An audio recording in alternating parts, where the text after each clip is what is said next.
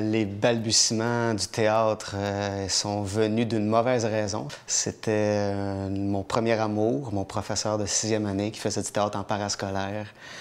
Puis elle faisait des auditions. Puis je me suis dit, OK, si je suis bon, je vais avoir le rôle principal. Si j'ai le rôle principal, je vais souvent être avec elle le midi, le soir, en parascolaire. Puis elle va peut-être tomber en amour avec moi. Fait que j'ai obtenu le rôle principal. Puis elle n'est jamais tombée amoureuse de moi. Mais moi, j'ai continué à faire du théâtre.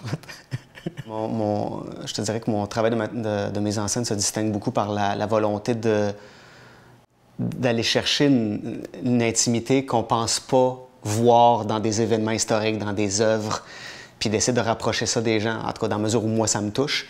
Puis c'est important pour moi de trouver une façon de dépoussiérer ces structures-là, ces œuvres-là, puis de les représenter en disant, regardez, il y a 400 ans, il y a 2000 ans, il y a des gens qui nous ont parlé mieux que la plupart de mes contemporains, je trouve, en ce moment, me parlent sur des sujets, sur des conflits qui sont les mêmes.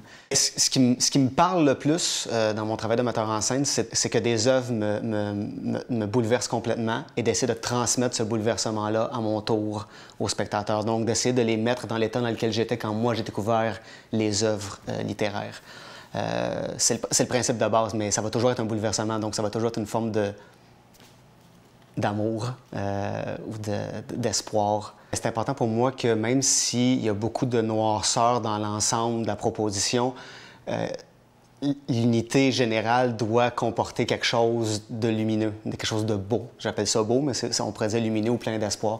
C'est important pour moi de ne pas faire des œuvres qui sont désespérées, même si c'est une contradiction dans les temps, parce que quand tu prends la peine de faire une œuvre, c'est parce que tu es déjà en train de faire une révolte contre comment tu perçois le monde, donc tu es en train de réorganiser le monde. Mais j'ai besoin de le réorganiser avec un peu de lumière.